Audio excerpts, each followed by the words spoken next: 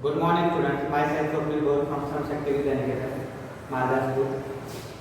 From today, we are going to learn the next chapter, that is chapter number 3. The name of the chapter is Diversity in Living Things and Their Classification. Okay. So, there is one question on page number 18. It is based on your previous knowledge, means what we have learned up to now. The question is, in which spheres of the earth do living things exist? Okay. Now in the first chapter we have learned the different spheres of the earth, namely troposphere, stratosphere, mesosphere, ionosphere and exosphere. These are the 5 spheres of the earth. In that troposphere, stratosphere, mesosphere and ionosphere, it is together known as biosphere. So in that biosphere the living things exist, means all living organisms are present in the biosphere, and after biosphere there is the last sphere or last part, it is called as exosphere. In exosphere there is no oxygen, therefore there is no life on the exosphere. Okay. And we also learn the different natural resources like soil, okay, then soil or land, then air and water. Okay. So the part of the earth which is occupied by soil or land, it is called as what? Lithosphere. Okay. Then the part of earth which is covered by the air, it is called as atmosphere.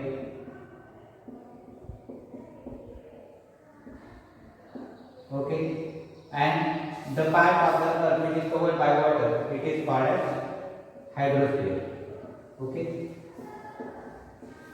So some living organisms are live inside the soil or on the land. These animals are called as terrestrial animals or terrestrial plants. So that is the part which is called as lithosphere. Means some organisms are live in the lithosphere.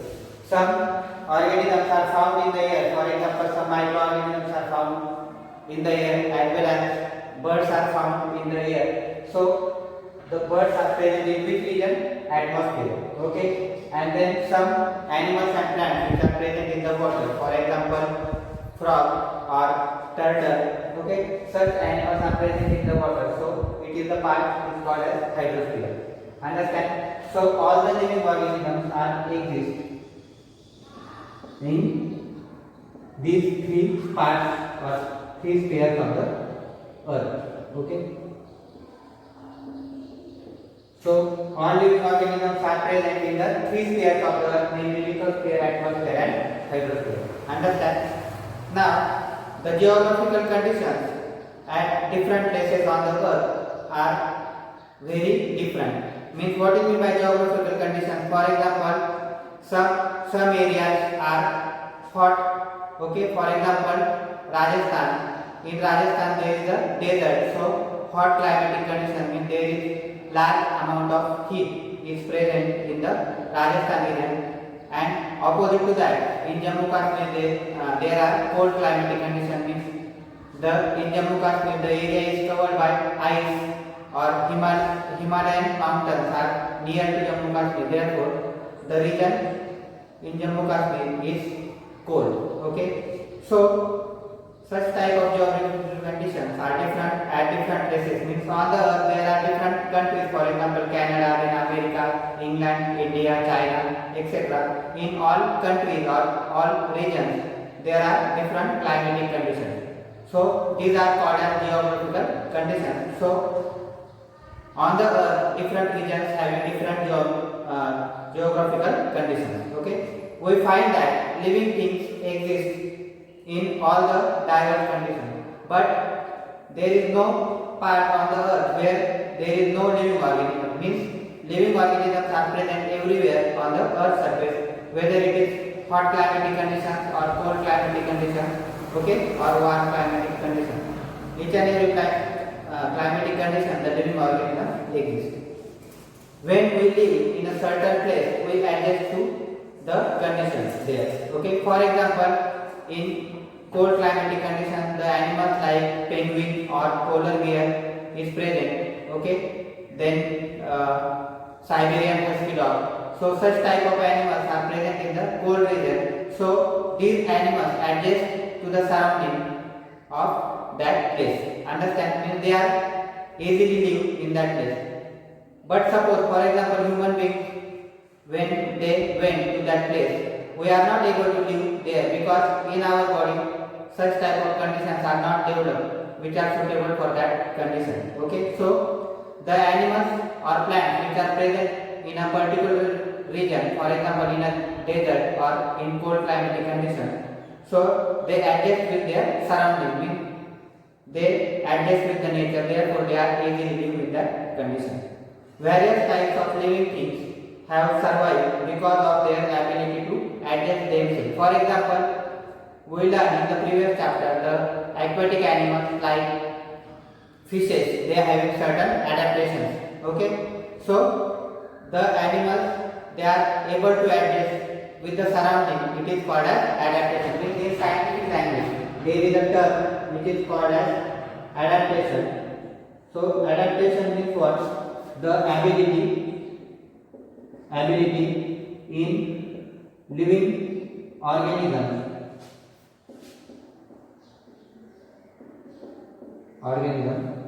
to adjust with the surrounding. Okay, so in the body of organism, some body structures means are developed, or some body structure, for example in fishes there is a gills. Okay, there are gills for the respiration process. Okay, so with the help of gills they are able to respire in the water. Understand? So this capacity or this ability is not seen in human beings because we don't have gills, we have lungs. Okay, for respiration. Therefore, we are not able to live inside the water for a long time. Understand? But fishes are easily live inside the water because they have special organs in their body which is called as gills. So gills are the adaptations which are found in the fishes. Understand? So adaptation means what? The ability in living organisms to adjust with the surrounding by the development of specific structures in their body. Okay? So it is called as adaptation. So due to this ability, the animals are able to survive in different climatic conditions. Understand? Now, next question: are the plants and animals that you have seen all alike? Alike means what? Similar. So, are the all living organisms, plants and animals are similar? No. All the animals and plants are different in structure. They are different in appearance.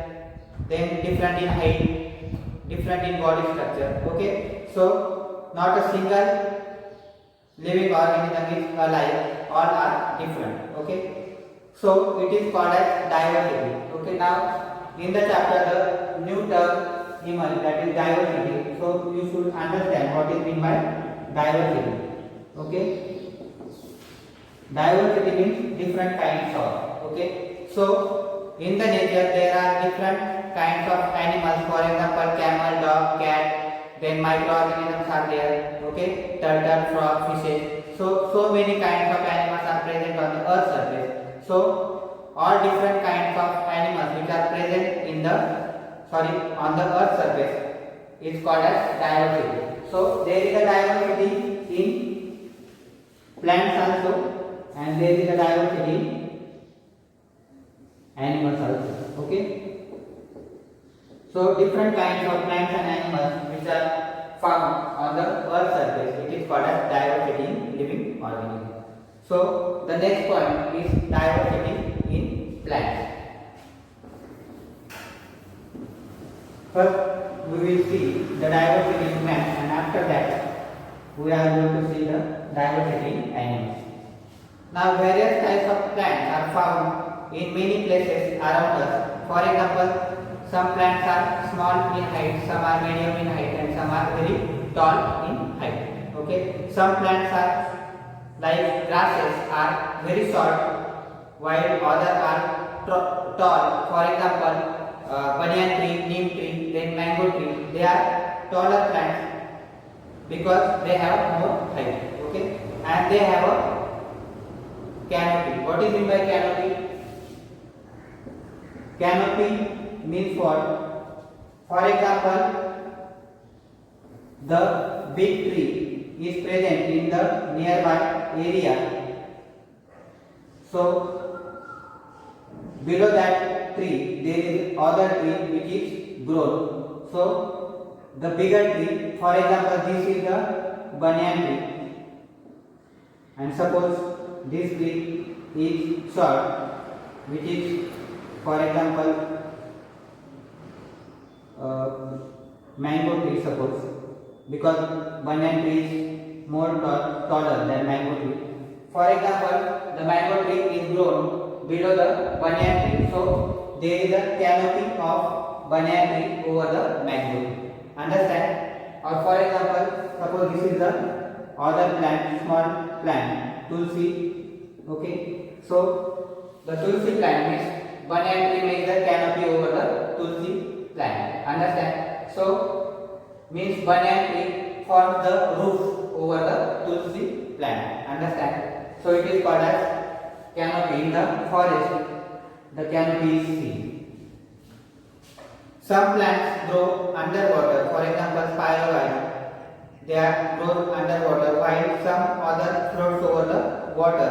We find that some plants grow even in a desert. So the plants like acacia or opuntia, they grow in the desert. So moreover, we find that there is a lot of variety in the same types of plants. For example, there are so many varieties of mango. For example, hapus or piney. Okay, so such type of different mango plants are seen, which are different in taste also. The fruits of mango are different taste.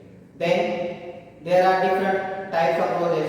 For example, some are red in color, some are pinkish in color, some are white in color, some are yellowish in color. So there are different varieties of roses also, different varieties of mangoes. Then some mangoes are of different flavors, means there is different taste or mango has. Some plants grow even without stem, leaves or roots. Now we also see that the plant having which part? Stem, root, okay, leaves. These are the main parts of the plant. So some plants which are present on the earth surface, they don't have such structure, stem, roots or leaves. These are very different from the ordinary plants. Let us study the diversity of plants. So in the diversity of plants, there are different structures of the plant. For example, some are smaller in height, some are bigger in height. Then some varieties of mangoes are different. Okay, roses are different. Then means there is a different variety of plants are present on the earth surface. That is called as diversity of plants. Okay, plants make their own food in sunlight. Now, one more example, or in the diversity, one more point is considered. For example, plants make their own food in sunlight. You know that it is the special character of plants. The plants make their food in the presence of sunlight. Such type of plants are called as autotrophic plants. Okay, so which are the examples of autotrophic plants? Neem. So many examples are there. Neem, mango. Okay, then banyan tree, coconut. So many.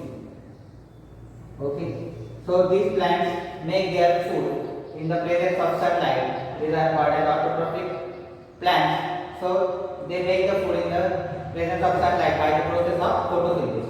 Okay. Then second type of plants which are includes fungi. Okay, fungi. Then dodder.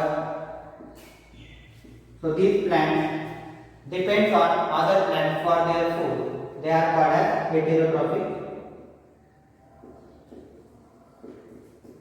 heterotrophic plants. Okay, and the third one is insectivorous plants. For example, to fulfill the need of nitrogen, some plants like pitcher plant, okay, they consume the insect. So for their need of nitrogen, so they are called as insectivorous plant. The example is pitcher plant. Okay, so in this category we have seen the three different kinds of plants on the mode of nutrition. For example, some plants make their own food, they are called as autotrophic plants. Some plants are dependent on other plants for their food, they are called as heterotrophic plants.